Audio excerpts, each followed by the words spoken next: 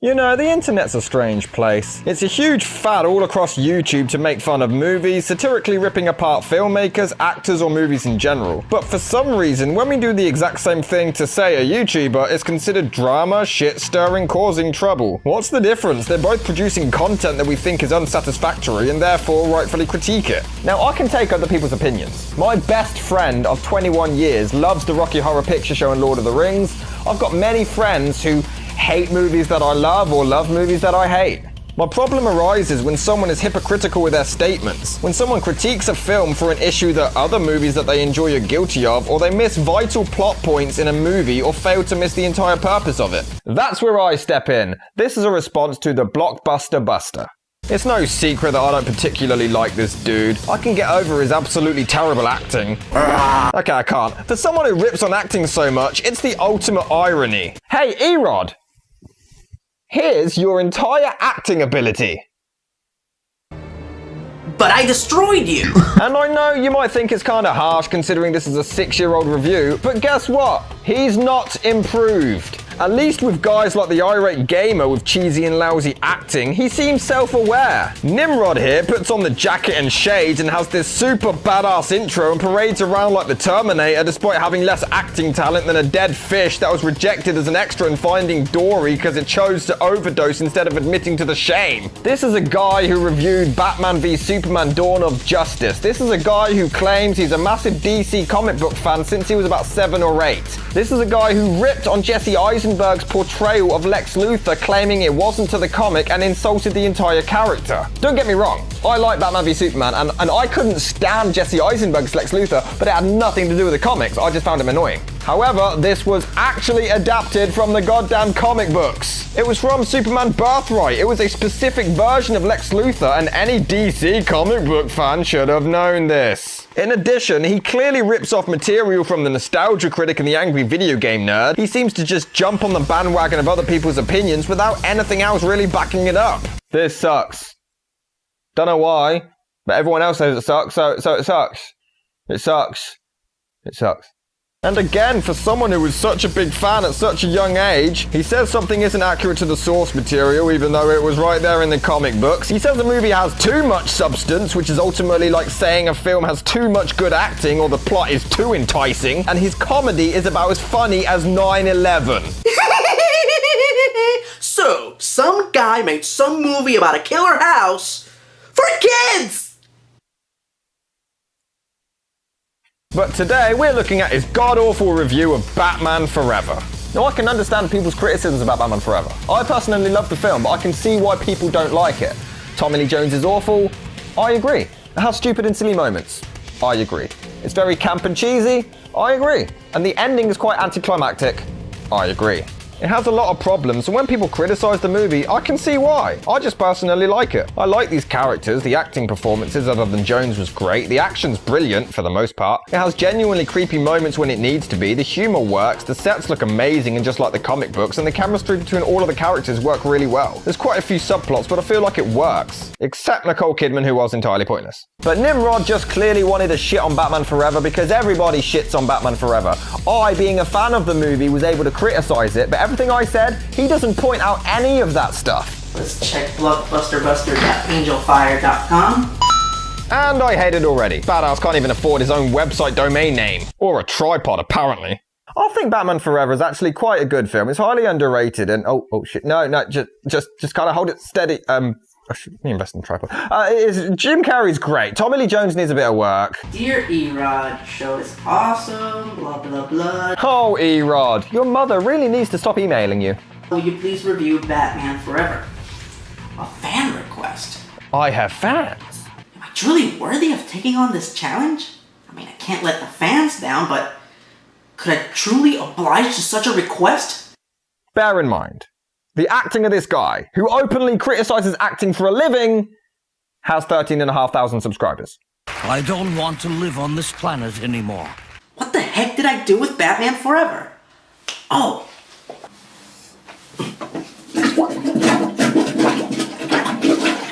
Ha!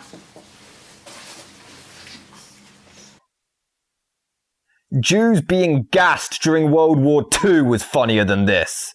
Oh, by the way, this joke would have been a lot more effective if the DVD was actually in the case. And don't get me wrong, it's not because it's a film I enjoy. The nostalgia critic and cinematic excrement have ripped apart many movies I love and they were hilarious. Although I may reply to the critic's Jack review one day as that was completely inaccurate, but my god, this is just painful. And the fact that a grown adult actually took the time to sit down and write this makes me completely lose faith in humanity altogether. In a world of uncertainty, where movie theaters are plagued by remakes and sequels, in a world where big-budget movies can still suck. But I'll only rip them apart when the mass public say they suck because I have no opinion of my own.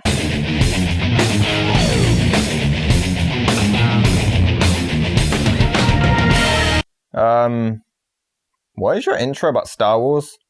I mean, I'm guessing you're not a fan, but you could have reshot that with the Batman Forever DVD. Would have taken 2 minutes. Just kind of doesn't make sense to have an intro of you attacking Star Wars when you're reviewing Batman Forever. 13,500 subscribers. How famous is Batman? Let's just say that during the opening sequence of his animated series, the words Batman never appear on screen. That's how famous he is. People just see his image and that's all they need to know. But you can do that with Superman, or the Hulk, or Thor, Spider-Man, Iron Man, Wolverine. You can do it with the Grinch. I love Batman, but it's not specific for him. General audiences were introduced to the Dark Knight. And what was the point in that? It's actually a frequent occurrence in his videos. I don't get it. What's the point of you spinning around dramatically? To show off your editing skills? Fine. It's not even like it's fancy editing. It's just cutting. It's just cutting, Erod. What's the point of it? And since it's a review and you're acknowledging the camera, it fucks up continuity. Because when you spin around, there's no camera behind you. What's the purpose of it? I don't get it. Is it meant to make you look even more like a badass? You're such a badass, Erod. Wouldn't want to mess with you. Now, a lot of people hate this show for its silliness and camp humor, but I think it's a decent introduction to the Batman universe. You just said that Batman is such an iconic character, dark and mysterious. And that was the best way to introduce him? It wasn't until 1989 that we got to meet the real Batman, courtesy of Tim Burton. Now, personally, I'm not a huge fan of the Burton Batman films because I find a lot of the scenes to be creepy and off-putting. Wait. You're a DC fanboy who grew up with the comics. It was your first love. Your own words. DC Comics was my first love. But you didn't like Tim Burton's Batman because he was creepy and off-putting. Which the character's supposed to be? What did you want him to do? Parade around like Adam West? Tra-la-la-la-la, I am Batman! Unfortunately, Burton's second Batman film, Batman Returns, didn't do so well, so Warner Brothers opted for a reboot. It's a sequel. You're called Blockbuster Buster, but you don't know the difference between a sequel and a reboot. It was a sequel. They even acknowledged the previous 2 films! You like strong women. I've done my homework. Or do I need skin-tight vinyl and a whip? You can't understand. Your family wasn't killed by a maniac. Yes, they were. Try listening, Erod. Try listening. So they gave the franchise to Joel fucking Schumacher, who not only made 2 of the worst Batman films to date, but he made the Antichrist of comic book movies. You know, your point about Joel Schumacher being so evil would have been a lot more impactful if he hadn't made some of the greatest movies of all time. But no, remember, a lot of people shit on Joel Schumacher because you have to follow the sheep and you forget about all the good ones he made. Shh. Just gotta sleep, Erod. Shh. That's the Batmobile? Yes. And it's very similar to the Batmobile in the previous 2 films. You don't bitch about those. Oh, but I forgot, the mass public hate this movie, so you only bitch about it here? The Batmobile is supposed to be built for stealth and speed. Wait, so why are you showing footage from the Christopher Nolan Batman films?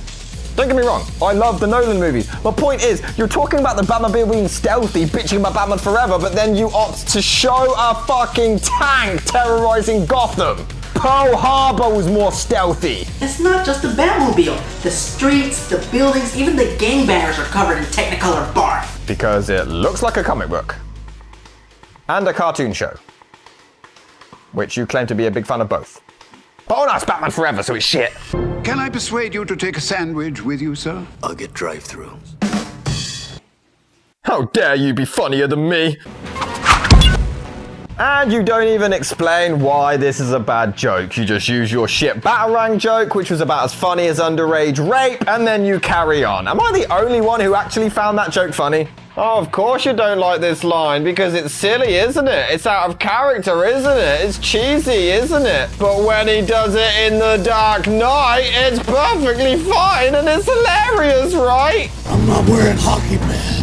If any other film did this, it would be called comedy gold, but here it's shit because it's Batman Forever. But furthermore, it fits the tone for the rest of the movie anyway. The film tells you right away from the very first scene, yeah, this is the angle we're going with. We're being this cheesy and goofy. If you didn't like it, leave now. I'm not trying to be something I'm not. It lets you know immediately. Now, Two-Face plans to kill Batman by trapping him in a safe, lifting the safe over the city with a helicopter, and then filling the safe with acid. This is fucking stupid! Why do you always have to do a dramatic close-up every time you scream with your complete lack of charisma? Who would try to kill anybody in such an impractical manner? And I agree. The opening is stupid and illogical, but my problem is, how come you don't bitch about Batman Returns? You know, the film that had the Penguin in a car simulator. The film that had penguins waddle around Gotham with dynamite strapped to them. Oh no, that was good because it wasn't Batman Forever. Edward Nigma? Edward Nigma? Oh yeah, everyone in their right brain knows that Edward Nigma is the Riddler, but let me get my folder out just to show that I'm a nerd. I'm a nerd, even though I consistently miss out details in the comic books, but I'm a nerd! Jim Carrey's playing the Riddler? Also, I love how you don't even explain why Jim Carrey was poorly cast. It just sucks because it's Jim Carrey. No explanation, but then again, this is the guy who literally said anybody who likes Megan Fox, anyone who goes to see a movie just starring Megan Fox, are lonely, horny, teenagers. Like, he said this, okay? So it can't possibly... Jennifer's Body, the decent performance? No, it sucks because it's Megan Fox. Jim Carrey's the Riddler, you know? No, it sucks because it's Jim Carrey. You probably hate Daredevil because of Ben Affleck. Do you want to explain why Ben Affleck was bad? No, it's Ben Affleck. He can't possibly do a good performance, Good Will Hunting. But the fact that, oh no, he fucking sucks in everything. Batman v Superman, he sucks because it's Ben Affleck. You know, he can't possibly do anything good. Neither can Megan Fox. Neither can Jim Carrey. You're a fucking moron. Now, I don't know about you, but if I was responsible for a company that was supposed to produce cutting-edge technology, and one of my employees presented me with a fucking helmet that had a blender and egg beaters glued to it, I'd fire his ass. And if I hosted a website filled with incredibly talented people who professionally critique movies and actually know what they're talking about, and I saw this incredible waste of screen time with worse acting than The Room, I'd fire his ass. Okay, your point about Nigma being crazy and should be fired is valid, so I'll give you that one. Wait, what? Now your background's randomly changed. I guess even your location wanted to get away from you. Is it true that you want to transfer to Gotham? Yes, as soon as possible. May I ask why? Because I want to bone Batman.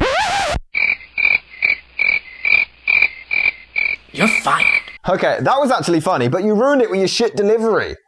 Even when you stumble across a funny joke, probably by accident, you ruin it with your lack of acting ability. Even your lack of voice acting ability. The Flying Graysons? That's Robin's family. My acting sucks. You know what I can't get over, though? Why is he dressed like a fucking ringmaster? We don't need a fucking close-up. Also, he's a fucking psychopath. He's fucking insane, so maybe that's why he doesn't have much fashion sense. Don't worry, I'll let the next psychopath out of an asylum know that he should be wearing a suit and tie with well-styled hair to meet your approval. You want to date Two-Face or something and you prefer the formal look? Hey fellas, you know what would be awesome? If during that circus heist, I wore a ringmaster's costume. And you took your only good joke, brought it back and completely ruined it. Good job, Nimrod. Good job.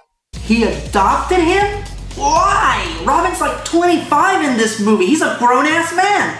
This is just weird and creepy and... Because he's a grown man who no longer has a family or a place to stay? Nice to know that when someone's just had everything in their life snatched away from them, their entire family and everything that they've got going for them in life completely destroyed, taken away, you wouldn't give them a place to stay because of their age. What a stand-up guy. So because they need some filler, Two-Face tries to kill Batman yet again, and Batman gets away like this.